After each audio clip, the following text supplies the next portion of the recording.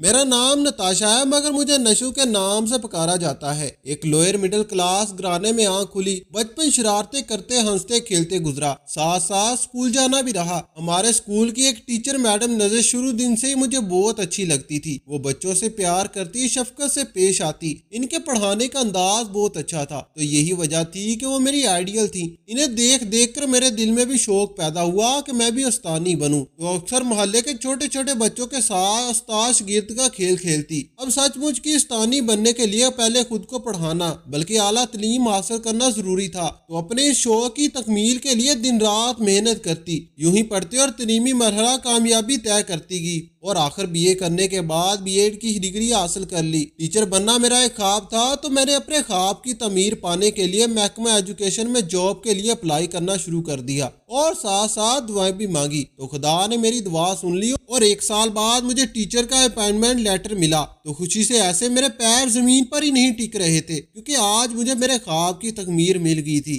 جیسے ہی مجھے appointment letter ملا تو اس کے اگلے دن ہی میں نے جوائننگ کر لیا، اور خوش قسمتی سے گھر کے قریب ہی ایک گرلز مڈل اسکول میں میری جاب ہوگی۔ میں نے شوق، محنت اور لگن سے بچوں کو پڑھانا شروع کر دیا۔ میں ہر ماہ پوری تنخواہ امی کے ہاتھ پر رکھ دیتی، جس سے وہ بہت خوش ہوتی۔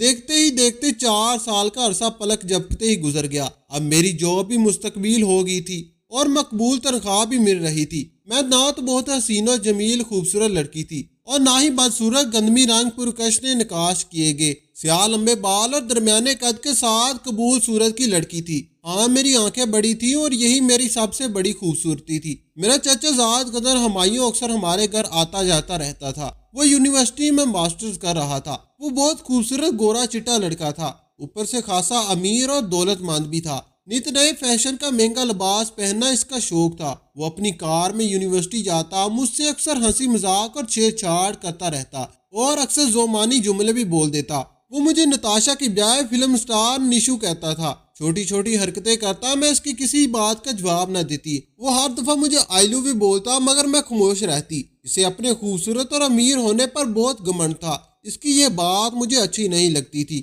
مجھے باوسار ذرائع سے علم ہوا کہ اس کے بے شمار لڑکیوں سے دوستیاں اور افیئر چل رہے ہیں۔ وہ مجھ سے پارٹ ٹائم عشق لڑانے کے چکر میں تھا، بلکہ عشق کیا، وہ میرے ساتھ گہرے تعلقات قائم کرنا چاہتا تھا۔ وہ جب بھی گھر آتا، میں اس کے سامنے نہیں جاتی تھی، نظر انداز کرتی تھی۔ میری بے حسی اور سرد رویے کو دیکھ کر وہ خود ہی پیچھے ہٹ گیا۔ میں مڈل کلاس بچوں کو بہت محنت، شوق اور لگن سے پڑھاتی تھی، جس کی وجہ سے ہر سال مڈل کلاس کا رزلٹ شاندار آتا، جس پر محکمے نے مجھے بہت سراہا۔ پھر میرا گریڈ بڑھا کر کچھ انتظامی موار کی بنا پر پھر مجھے ایک ہائی اسکول میں ٹرانسفر کر دیا گیا، جس کا رزلٹ ہر سال بہت خراب آتا تھا۔ اس اسکول کی کارکردگی بڑھانے اور اچھے رزلٹ کے لیے مجھے وہاں ٹرانسفر کیا گیا تھا۔ یہ تو بات میرے اونر میں تھی، مگر وہ ہائی اسکول ہمارے شہر سے 55 کلومیٹر ایک بہت بڑے قصبے میں تھا۔ اب میرے لیے پریشانی بن گئی تھی۔ روزانہ وہاں آنا جانا تھا، کیونکہ مجھے حسب منشا ٹیچر کی جاب ملی تھی۔ دوسرا، مجھے ترقی دے کر اسکول کے رزلٹ کو اچھا بنانے کے لیے ٹرانسفر کیا گیا تھا، تو میں نے خوشی خوشی اللہ کا نام لے کر نئے ہائی اسکول میں جوائن کر لیا۔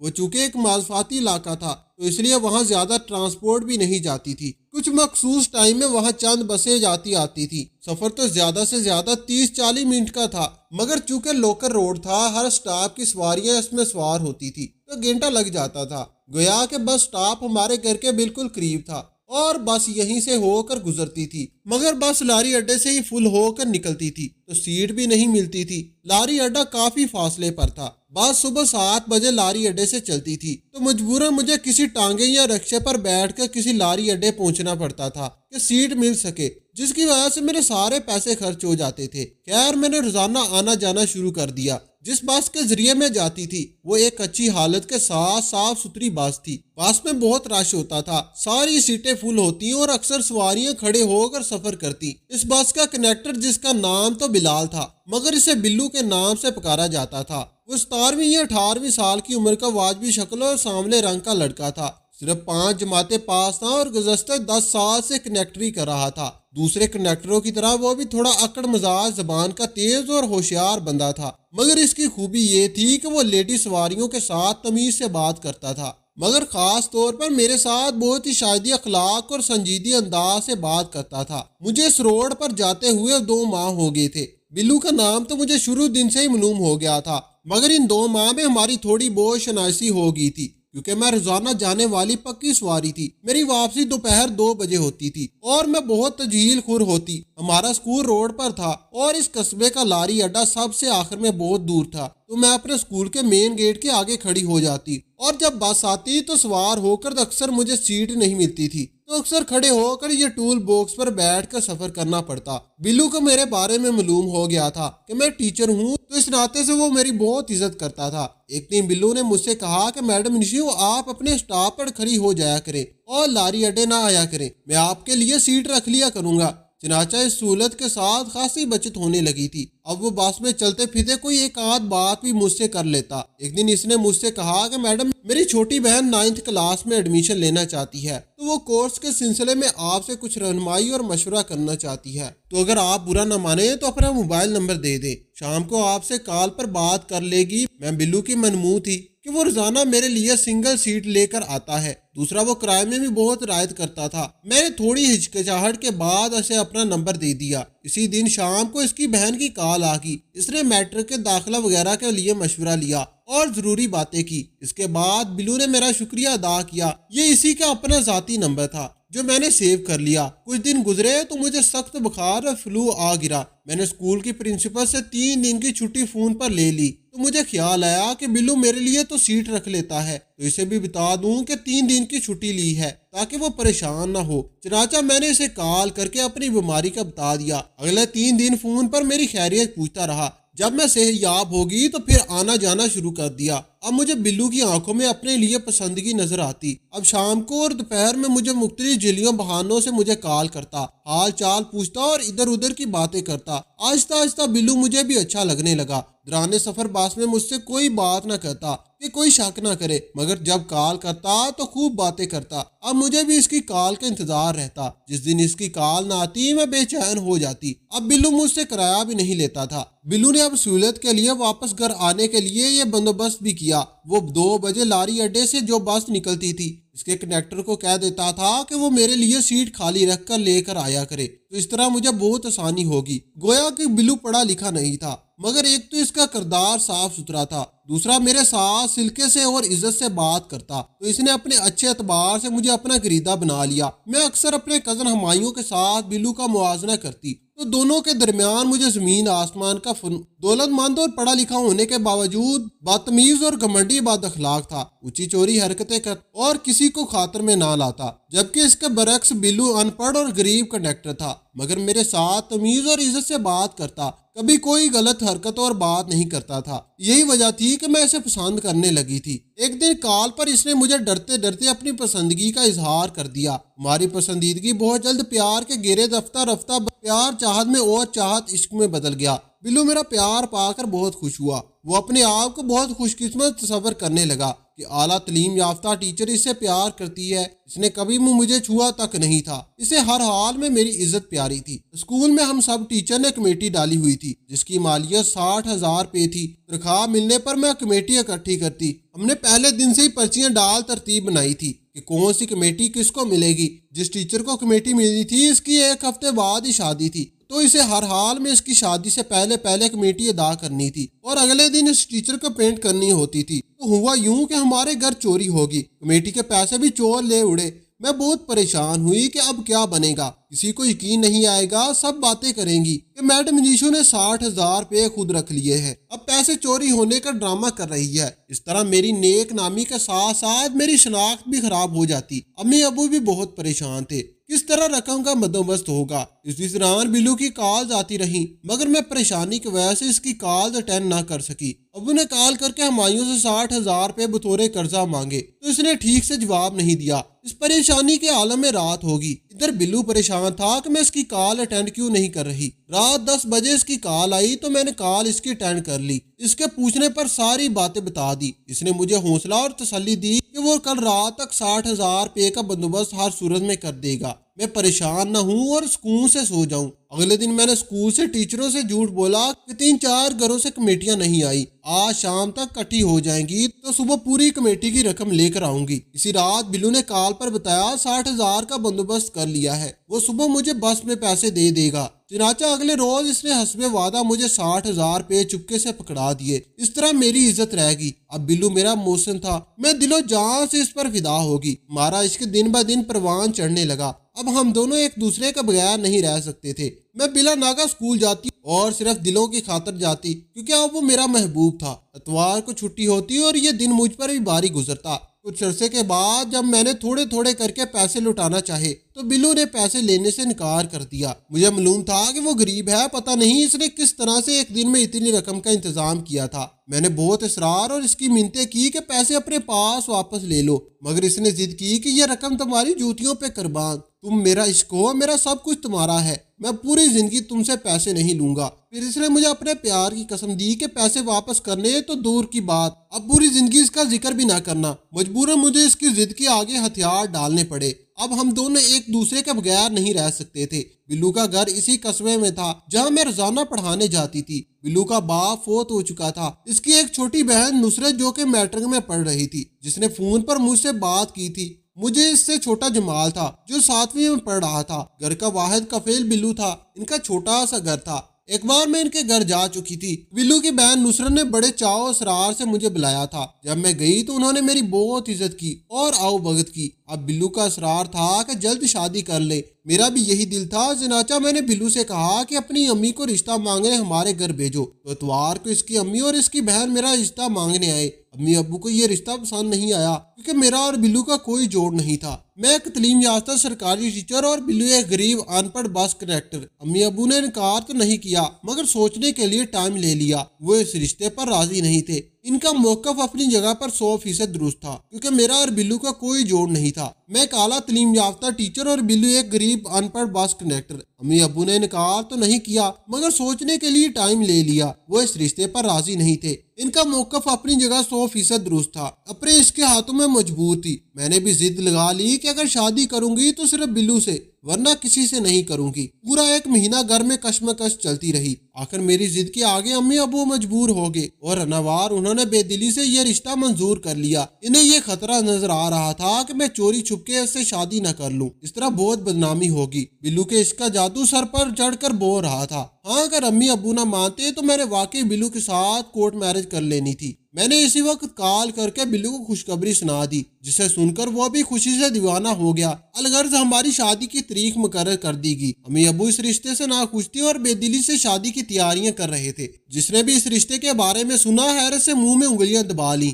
ہر کوئی یہ کہہ رہا تھا کہ نشو کی عقل گھاس چرنے گئی ہے، نشو نے پڑھ لکھ کر گوا دیا۔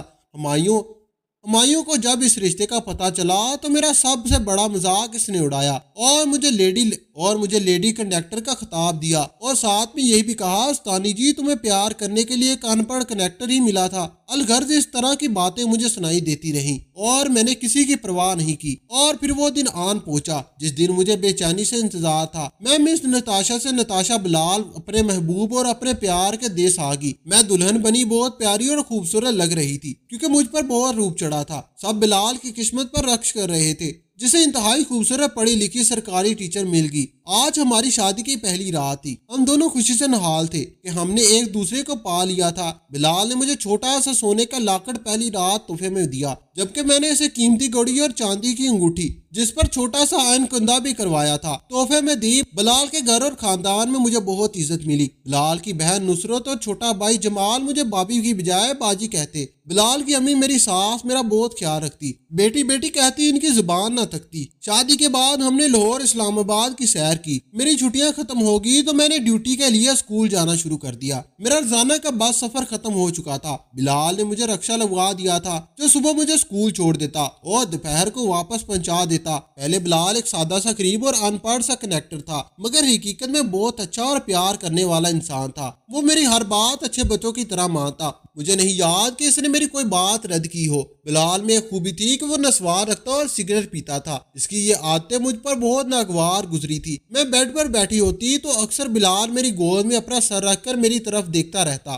اور میں اس کی طرف دیکھتی رہتی۔ آج ہم ایک دوسرے کو اسی طرح سے پیار سے دیکھ رہے تھے تو میں نے بلال کو مخاطب کیا تو بڑے موازنہ انداز سے بولا، ملکہ عالیہ، حکم غلام حاضر ہے۔ میں نے بڑے پیار سے کہا، نسوار رکھنا اور سگریٹ پینا چھوڑ دو میری رانی، میری ملکہ، میری عالیہ، کیا مجال جو حکم سے شرابی کر لوں۔ آج سے دونوں کا کھانا پینا بند۔ اور پھر واقعی اس نے دونوں چھوڑ دی۔ بلو مجھ سے ایک پائی نہیں لیتا تھا، میں پوری تنخواہ لا کر اس کے ہاتھ پر رکھتی تھی، مگر وہ کہتا، نشو یہ تمہاری کمائی ہے، اس پر صرف تمہارا حق ہے۔ تو میں کہتی، بلو میں تمہاری ہوں اور یہ سب کچھ تمہارا ہے، یہ تنخواہ بھی تمہاری ہے، مگر وہ نہ لیتا۔ اس طرح ہر ماہ ہماری تقدار ہوتی، مجھے ہار ماننا پڑتی۔ بلو کی امی نے مجھے سکی ماں کی طرح پیار کیا۔ نصرت جمال مجھے اپنی بابی کی بجائے سکی بہن اور پوچھنے کو گھر جنت کا نمودار تھا۔ ہر طرف پیار، محبت، عزت اور احترام تھا۔ گھر بہت پرانا خستہ حال تھا تو میں نے اپنی تنخواہ سے پیسے جوڑ کر گھر کو تعمیر کروا دیا۔ تو اس موقع پر میں نے بلو کی ایک نہ سنی اور اس کے منع کرنے کے باوجود گھر کا کام کروایا۔ آنے والے 12 سالوں میں اللہ نے ہمیں اولاد کی نعمت سے نوازا۔ 3 بیٹیاں اور 2 بیٹے ہوئے۔ بلو نے میرے کہنے پر 5 وقت کی نماز ادا کرنا شروع کر دی۔ رمضان مبارک کے پورے روزے رکھتا، قرآن پاک کی تلاوت کرتا۔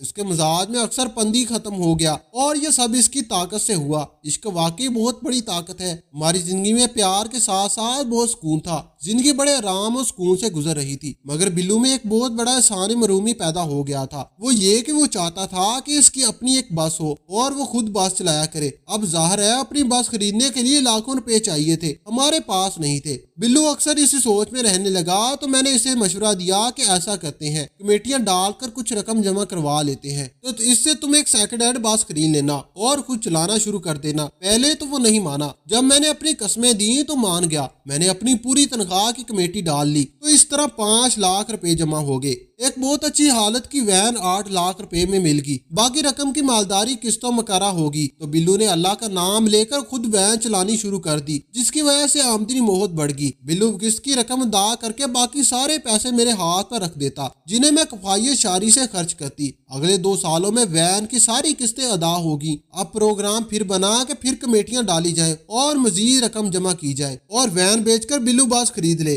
چنانچہ اس مقصد کے لیے مشترکہ کمیٹیاں ڈالیں گی، مگر قدرت کو کچھ اور ہی منظور تھا۔ ایک دن بلو نے لاری اڈے میں سروس کرنے کے لیے وین سروس اسٹیشن پر کھڑی کی تھی اور وین کے کچھ پارٹس خریدنے کی دکان کی طرف چلا جا رہا تھا تو سڑک کراس کرتے ہوئے ایک تیز رفتار بس کے پیچھے آ گیا اور موقع پر ہی دم توڑ گیا۔ گھر آئی تو مجھ پر گشی کے دوڑے پڑنے لگے۔ مجھے اپنا کچھ ہوش نہ رہا، میں صدمے سے پاگل ہوگی۔ میرے عزیز، میرے عشق، میرے مزاج خدا کو مٹی کے نیچے دفن کر دیا گیا تھا۔ مجھے سنبھلنے میں پورا 1 سال لگ گیا اور جب میں بیوہ ہوئی اس وقت میری عمر 30 سال تھی۔ میں نے بڑی مشکلوں سے اپنے آپ کو سنبھالا، اپنے 5 بچوں کی خاطر جو میرے اور بلو کے پیار کی نشانی تھی۔ بلو کی امی کا انتقال ہو چکا ہے، نصرت کی شادی کر دی۔ جمال کو جب یہاں روزگار نہ ملا تو وہ بیرون ملک کمانے کے لیے چلا گیا۔ میں نے وین کے لیے ڈرائیور رکھ لیا جو بڑی ایمانداری سے وین چلاتا ہے اور ایک مقبول رقم مجھے ہر ماہ لا کر دیتا ہے۔ میں دل و جان سے بچوں کی پرورش کر رہی ہوں، انہیں ماں اور باپ کا پیار دیتی ہوں اور کسی چیز کی کمی نہیں آنے دیتی۔ ہاں، مگر میری زندگی میں بہت بڑا خلا اور کمی ہے تو وہ صرف بلو کی ہے۔ میری راتیں سنی ہو گئی ہیں، راتوں کی تنہائی ڈستی ہے، مگر مجھے اپنے ارد گرد بلو موجود ہونے کا احساس ہوتا ہے۔ یوں لگتا ہے کہ وہ میرے پاس ہے۔ میں خیالوں میں اس سے ڈھیروں باتیں کرتی ہوں۔ مجھے اکیلے باتیں کرتے دیکھ بچے زیر لب گھبراتے رہتے ہیں، مگر انہیں کیا معلوم میں تو اپنے بلو سے باتیں کرتی ہوں۔ یہ بلو کا عشقی تو ہے جس نے مجھے اب تک زندہ رکھا ہوا ہے۔ تو اب آپ ہی بتائیں کہ مجھے دوسری شادی کر لینی چاہیے کہ یا بلو کی ہو کر رہنا چاہیے؟ تو دوستو، آپ کو ہماری آج کی کہانی کیسی لگی؟ کمنٹ باکس میں اپنی قیمتی رائے کا اظہار ضرور کیجیے گا۔ ویڈیو پسند آئی ہو تو ویڈیو کو لائک کریں اور دوسروں کے ساتھ ضرور شیئر کریں۔ مزید اس طرح کی سبکواز کہانیاں اور واقعات سننے کے لیے ہمارے چینل کو سبسکرائب ضرور کریں۔ شکریہ، خدا حافظ۔